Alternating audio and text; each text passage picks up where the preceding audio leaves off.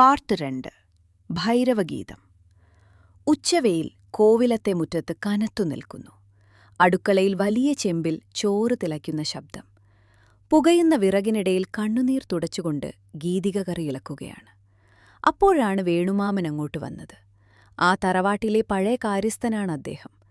പരുക്കൻ സ്വഭാവക്കാരായ മറ്റുള്ളവർക്കിടയിൽ ഗീതികയോട് അല്പമെങ്കിലും വാത്സല്യം കാണിക്കുന്നത് ഈ മനുഷ്യൻ മാത്രമാണ്. അവളുടെ തളർന്ന മുഖവും വിയർപ്പിൽ ഒട്ടിപ്പിടിച്ച മുടിയിഴകളും കണ്ടപ്പോൾ വേണുമാമന്റെ ഉള്ളൊന്ന് പിടഞ്ഞു.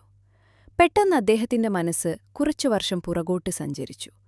അന്ന് ഒരു കർക്കിടക മാസമായിരുന്നു. ഇടമുറിയാതെ പെയ്യുന്ന മഴയത്താണ് 10 വയസ്സുകാരിയായ ആ പെൺകുട്ടി മുത്തശ്ശിയുടെ കൈയും പിടിച്ചു ഈ കോവിലകത്തിന്റെ പടി കടന്നു വന്നത്. നനഞ്ഞു കുതിർന്ന ആ കുഞ്ഞുടുപ്പിനുള്ളിൽ അവൾ വിറയ്ക്കുന്നുണ്ടായിരുന്നു. ചുറ്റുമുള്ള വലിയ തൂണുകളും കൊത്തുപണികളുമുള്ള ആ വലിയ വീട് കണ്ട് അത്ഭുതത്തോടെയും പേടിയോടെയും അവൾ തന്റെ മുത്തശ്ശിയുടെ സാരിത്തുമ്പിൽ മുറുക്കിപ്പിടിച്ചു. അച്ഛനും അമ്മയും നഷ്ടപ്പെട്ട ആ കുഞ്ഞിന് ഈ ലോകത്താകെയുണ്ടായിരുന്നത് ആ മുത്തശ്ശി മാത്രമാണ്. മറ്റൊരു നാട്ടിൽ കഷ്ടപ്പെട്ട് ജീവിച്ചിരുന്ന അവർ കൊച്ചുമകളെ നല്ല രീതിയിൽ വളർത്താനും പഠിപ്പിക്കാനും വേണ്ടിയാണ് ഈ കോവിലകത്തെ ജോലി സ്വീകരിച്ചത്. ഇവിടെ താമസ സൗകര്യവും അത്യാവശ്യം ശമ്പളവും കിട്ടുമല്ലോ എന്നതായിരുന്നു ആ പാവം വൃദ്ധയുടെ ആശ്വാസം. മുത്തശ്ശിയുടെ കൈപിടിച്ച് കോവിലകത്തെ ഉമ്മറത്തു നിൽക്കുമ്പോൾ ആ വലിയ തറവാട്ടിലെ തമ്പ്രാട്ടി അകത്തുനിന്ന് പുറത്തേക്ക് വന്നു. 10 വയസ്സുകാരിയായ ആ പെൺകുട്ടിയെ കണ്ടതും തമ്പ്രാട്ടി ഒരു നിമിഷം തറഞ്ഞു നിന്നുപോയി. മുത്തശ്ശിയുടെ പിന്നിൽ ഒളിച്ചുനിന്ന് വിടർന്ന കണ്ണുകളോടെ വിസ്മയത്തോടെ ചുറ്റും നോക്കുന്ന ആ കുഞ്ഞ് അവളൊരു പാവക്കുട്ടിയെപ്പോലെ അതിസുന്ദരിയായിരുന്നു.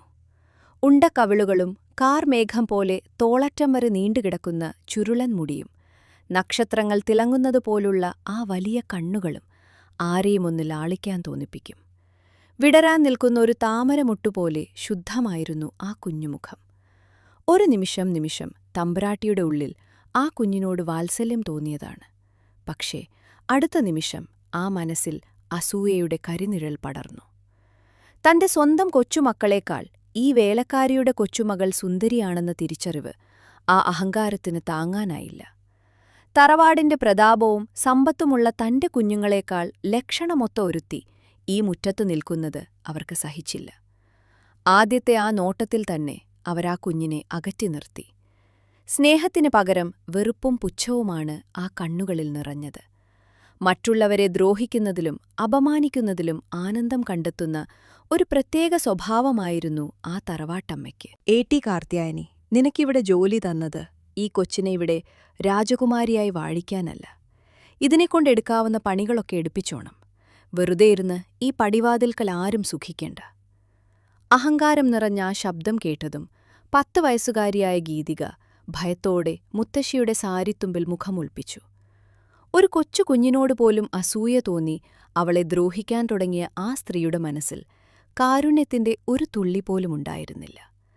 അന്നു തുടങ്ങിയതാണ് ആ കുഞ്ഞുജന്മത്തിന്റെ പീഡനങ്ങൾ.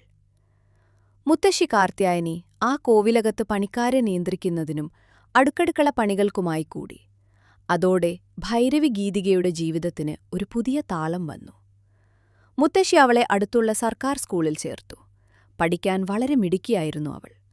പുസ്തകത്താളുകളിലെ അക്ഷരങ്ങൾക്കിടയിൽ അവൾ തന്റെ സ്വപ്നങ്ങൾ നെയ്തുകൂട്ടി. എന്റെ മോളെ, നീ നന്നായി പഠിക്കണം. വലിയൊരു ജോലി വാങ്ങി നമുക്ക് ഈ കോവിലകത്തെ പടിയിറങ്ങണം. ആരുടെയും കുത്തുവാക്കുകൾ കേൾക്കാത്തൊരിടത്തേക്ക് നമുക്ക് പോകണം. ഓരോ രാത്രിയിലും മുത്തശ്ശിയുടെ ആ തണലിൽ കിടക്കുമ്പോൾ ആ വാക്കുകൾ അവളുടെ കാതുകളിൽ മന്ത്രം പോലെ മുഴങ്ങും. അവളൊരു മിണ്ടാപ്പൂച്ചയെപ്പോലെ ശാന്തയായിരുന്നു. ആരോടും തർക്കിക്കാനോ ബഹളം വയ്ക്കാനോ അവൾക്കറിയില്ലായിരുന്നു. പക്ഷേ കോവിലകത്തെ മറ്റു കുട്ടികൾക്ക് അവൾ വെറുമൊരു കളിക്കൂട്ടുകാരിയല്ല, മറിച്ച് പരിഹസിക്കാനുള്ള ഒരു ഇരയായിരുന്നു. സ്കൂൾ വിട്ടുവരുമ്പോൾ പുത്തൻ ഉടയാടകൾ അണിഞ്ഞ് അവർ അവൾക്ക് മുന്നിലൂടെ ആർത്തു ചിരിച്ചോടും. നോക്കടി, പണിക്കാരത്തിയുടെ കൊച്ചുമകൾ കിട്ടിയിരിക്കുന്നത് കണ്ടില്ലേ? ഞങ്ങളുടെ പഴയ പാവാടയല്ലേ ഇത്? അവരുടെ പരിഹാസച്ചിരികൾ അവളുടെ ഉള്ളിൽ തറയ്ക്കുമായിരുന്നു. ആ വീട്ടിലെ കുട്ടികൾ ഉപേക്ഷിക്കുന്ന നിറം മങ്ങിയതും നൂലുകൾ ഇളകിയതുമായ വസ്ത്രങ്ങളായിരുന്നു അവളുടെ സമ്പാദ്യം. എങ്കിലും മുത്തശ്ശി കൂടെയുള്ളത് അവൾക്ക് വലിയൊരു ധൈര്യമായിരുന്നു. പുറം ലോകത്തെ കണ്ണുകളിൽ നിന്നും ആ വീട്ടിലെ ദുഷ്ടമനസ്സുകളിൽ നിന്നും കാർത്തിയാഞ്ഞമ്മ തന്റെ കൊച്ചുമകളെ ഒരു ചിറകിനുള്ളിലെന്ന പോലെ പുതിഞ്ഞു പിടിച്ചു. വലിയ ആർഭാടങ്ങളൊന്നുമില്ലെങ്കിലും എല്ലാ വർഷവും ഓണത്തിനോ ജന്മദിനത്തിനോ മുത്തശ്ശി അവൾക്കായി ഒരു പുതിയ ഉടുപ്പ് വാങ്ങിക്കൊടുക്കുമായിരുന്നു. ആ പുത്തൻ തുണിയുടെ മണം ശ്വസിക്കുമ്പോൾ അവൾ അനുഭവിക്കുന്ന സന്തോഷം കോവിലകത്തെ സകല സമ്പത്തിനേക്കാളും വലുതായിരുന്നു. കഷ്ടപ്പാടുകൾക്കിടയിലും ഭൈരവി ഗീതിക അക്ഷരങ്ങളെ മുറുകെ പിടിച്ചു.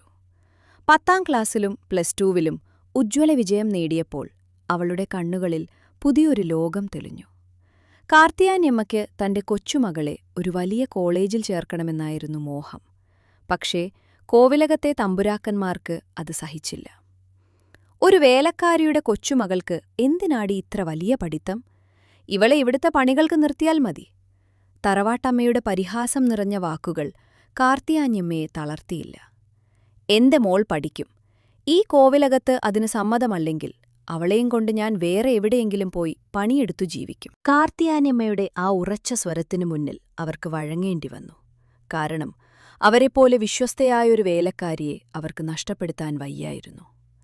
പക്ഷേ പ്രായം കാർത്തിയാനിയമ്മയെ തളർത്തുകയായിരുന്നു. ഉള്ളിലെ രോഗവിവരങ്ങൾ അവർ ഗീതികയെ അറിയിച്ചില്ല. കോളേജിൽ പോകുന്നതിനു മുൻപ് തന്നെ കോവിലകത്തെ പകുതി പണികളും ഗീതിക തീർക്കുമായിരുന്നു. മുത്തശ്ശിയുടെ കൈകൾക്ക് താങ്ങായി ആ പാവം പെൺകുട്ടി തന്റെ സ്വപ്നങ്ങളും കഷ്ടപ്പാടുകളും ഒരുപോലെ ചുമലിലേറ്റി. ഒരു സാധാരണ ദിവസമായിരുന്നു അത്. പുലർച്ചെ 4 മണിക്ക് ഗീതിക ഉണർന്നു. മുത്തശ്ശിയെ വിളിക്കാൻ അവളുടെ അരികിലേക്ക് ചെന്നപ്പോൾ മുത്തശ്ശി നല്ല ഉറക്കത്തിലാണെന്ന് അവൾ കരുതി. മുത്തശ്ശി, എഴുന്നേൽക്കുന്നില്ലേ? നേരം വൈകി. അവൾ പതുക്കെ മുത്തശ്ശിയുടെ തോളിൽ തട്ടി. പക്ഷേ ആ ശരീരത്തിന് മരവിച്ച തണുപ്പായിരുന്നു. പരിഭ്രമത്തോടെ അവൾ മുത്തശ്ശിയുടെ കൈ പിടിച്ചു നോക്കി. ചലനമില്ലാത്ത ആ ശരീരം പതുക്കെ തറയിലേക്ക് ചരിഞ്ഞു. കാർത്തിയാനിയമ്മ ഈ ലോകത്തോട് യാത്ര പറഞ്ഞിരിക്കുന്നു. തന്റെ കൊച്ചുമകളെ ഈ ക്രൂരന്മാരുടെ ഇടയിൽ തനിച്ചാക്കി ആ വലിയ തണൽമരം വീണുപോയി. ഗീതികയുടെ അലർച്ച ആ കോവിലകത്തിന്റെ ഭിത്തികളിൽ തട്ടി പ്രതിധ്വനിച്ചു. തന്റെ ഏകധൈര്യവും അത്താണിയും നഷ്ടപ്പെട്ട ആ നിമിഷം അവൾ പാതി മരിച്ചു കഴിഞ്ഞിരുന്നു. മുത്തശ്ശിയുടെ മരണത്തോടെ അവളുടെ കോളേജ് പഠനവും സ്വപ്നങ്ങളും ആ വലിയ വീടിന്റെ ഇരുട്ടറയിൽ അവസാനിച്ചു. മുത്തശ്ശിക്കുണ്ടായിരുന്ന ആ മനക്കരുത്ത് പോലും ഗീതികയ്ക്കില്ലായിരുന്നു.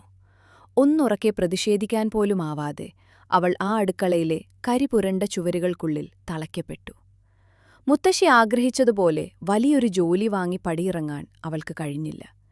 പകരം ആ തറവാട്ടിലെ ആ ആണുങ്ങളുടെ വഷളൻ നോട്ടങ്ങൾക്കും പെണ്ണുങ്ങളുടെ ചീത്തവിളികൾക്കുമിടയിൽ അവൾ വെറുമൊരു അടിമയായി മാറി. അടുപ്പിലെ പുകയ്ക്കൊപ്പം അവളുടെ സ്വപ്നങ്ങളും ഓരോ ദിവസവും എരിഞ്ഞു തീർന്നുകൊണ്ടിരുന്നു.